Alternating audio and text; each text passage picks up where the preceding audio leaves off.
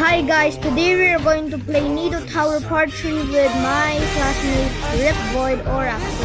He is from my classroom, so let's go to the video.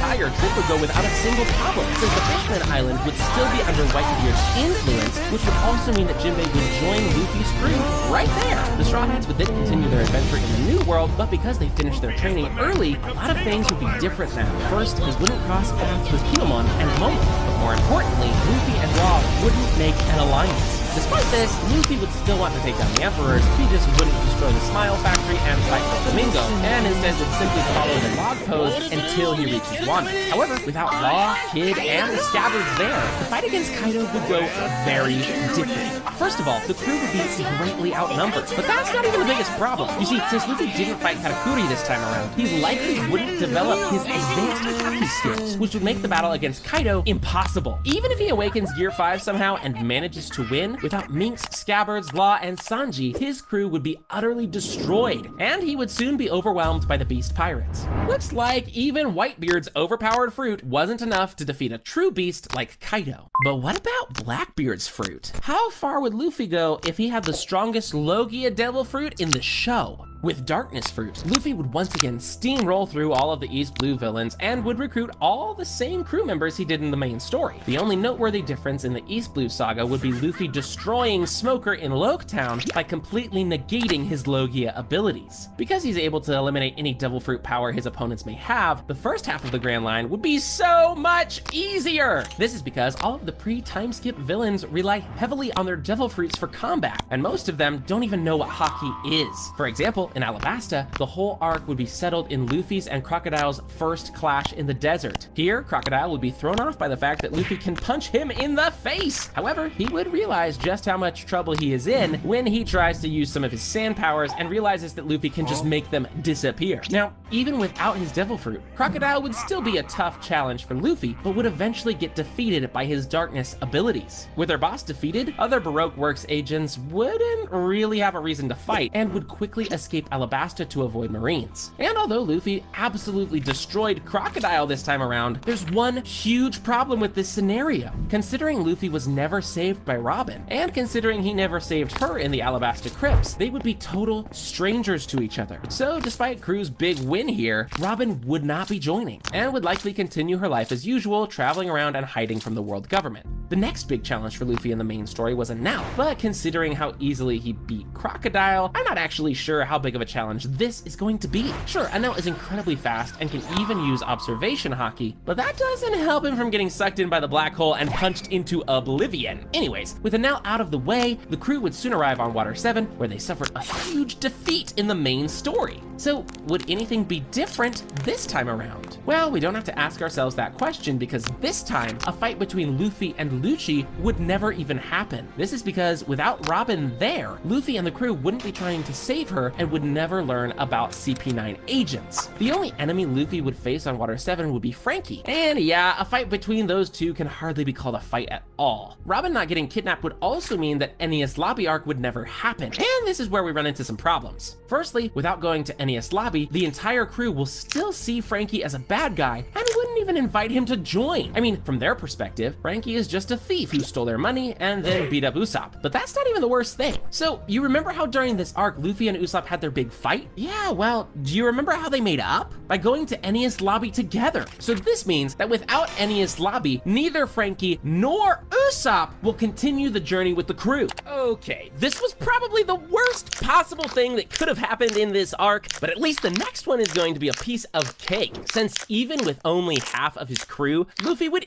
easily defeat Moria on Thriller Bark. After that, we move on to Sabaody, where Luffy and the crew would have to fight Kuma and Kizaru. So, can they actually win this fight now that Luffy has his darkness abilities? Well, even if Luffy manages to negate Kuma's or Kizaru's abilities, he still can't match their raw strength and haki. So, the Straw Hats would get teleported all the same. One important change I didn't mention in this timeline is that since Luffy has the Yami Yami no Mi and not Blackbeard, Teach would never become a strong pirate, which means that Ace would never get defeated by him. time. This would lead to the Marineford War never happening and Ace staying alive. Without the Marineford War happening, the crew would reunite on Sabaody after only a couple of days as they originally planned. And this is where they would be stopped by Rayleigh. He would explain to Luffy that they simply aren't ready for the new world and ask him to stay and train. After the time skip, the crew would finally be ready to enter the new world. And although they would be highly optimistic, there's one huge problem with this. You see, without Frankie, Usopp, and Robin, the crew is much weaker than it was in the main story, which would make their journey much harder. They would manage to survive for some time in the new world, but as soon as they reach Dressrosa, it's game over. This is because without Usopp there, Luffy would be easily turned into a doll by Sugar, and after that, the entire crew would be easily defeated by Doflamingo.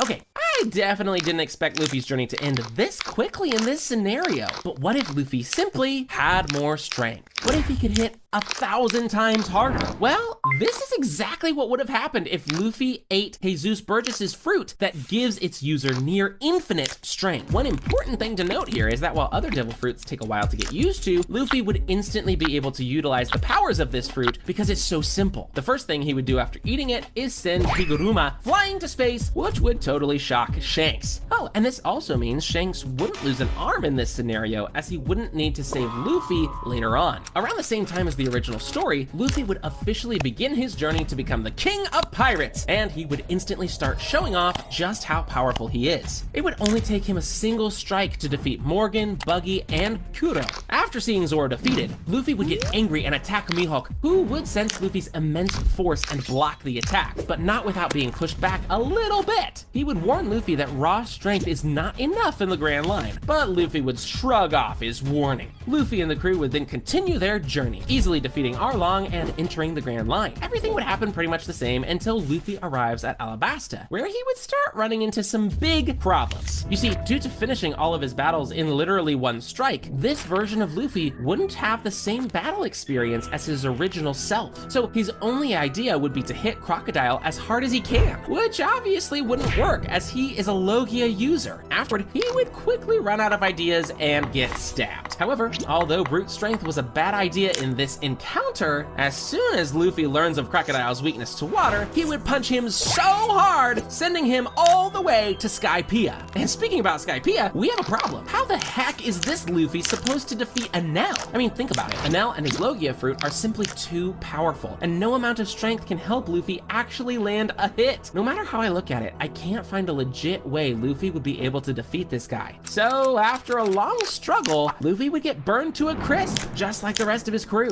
Well, looks like raw strength wouldn't get Luffy that far. But what about if he had the most destructive Logia in the entire series? Akainu's magma fruit. What would his journey look like then? Well, first of all, as a child, Luffy would pretty much become a walking natural disaster and would have to learn to control his powers before he accidentally burns down the entire village. By the time Luffy is ready to set sail, he would be incredibly powerful, and none of the East Blue villains could land a single hit on him. It's kind of weird to think about, but this version of Luffy wouldn't know what tanking a hit even feels like, since his Logia abilities would keep him safe for the entire journey. However, despite his overwhelming power, he would still find himself in trouble when arriving at Loketown. This is because Smoker, equipped with his Sea Stone weapon, would manage to catch Luffy off guard and negate his fruit for a bit. So even while having one of the strongest devil fruits in existence, Luffy would still need Daddy's help in order to make it to the Grand Line. So how would his fight with Crocodile go this time around? He can't really lose since he's a Logia, right? Well, I'm not sure about that. You see, although we never saw Crocodile using Haki pre-time skip, he must have had it to some extent. I mean, he magically has it post-time skip, and it's kind of hard to believe that he learned it at 46 years old. So even with a very small amount of Haki, Crocodile should be able to hit Luffy, which would completely catch him off guard and lead to his defeat. Of course, in a rematch, Luffy would win using water, but I believe that this time he would leave Crocodile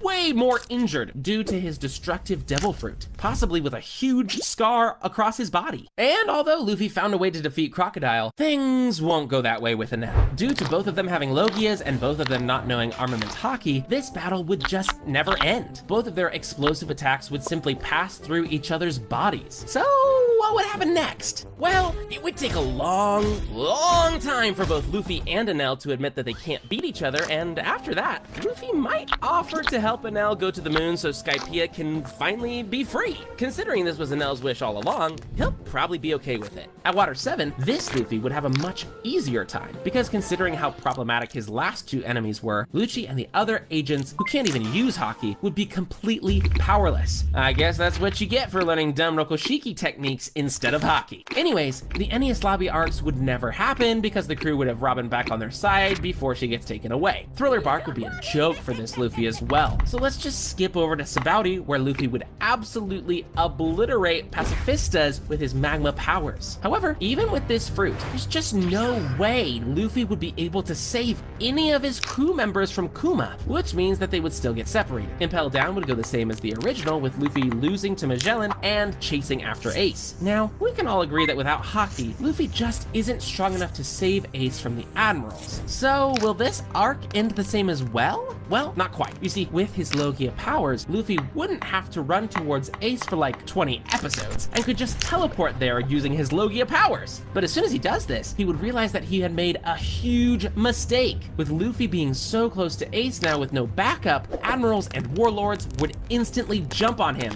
and, well, without Haki, he stands no chance. Even if he somehow reaches the platform and tries to free Ace, Sengoku would easily strike him down with a single Haki punch. In the end, despite his powers, Luffy would die alongside Ace, without ever seeing his crew again. The last devil fruit I want to give Luffy in this video is Kuma's Paw Fruit. And although it may seem like a weird devil fruit, what if I told you that this version of Luffy might be the strongest one? At first, he wouldn't be able to control his powers that well, accidentally sending things and people flying whenever he touched them. Considering how complex this fruit is, even when he sets sail, he would only know the basics of how it works. However, even this would be enough to send people in the East Blue flying away with a single touch. This time, he wouldn't even need help with Smoker in Loketown, as he can simply push him back and escape. The early Grand Line Islands would pass by quickly, with Luffy sending enemies flying left and right until they reach Alabasta. Crocodile and Luffy would once again face off in the desert, but this time, this battle wouldn't be a tough fight or anything like that. No, it would be Luffy toying.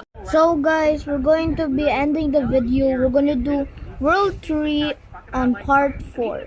So bye bye guys.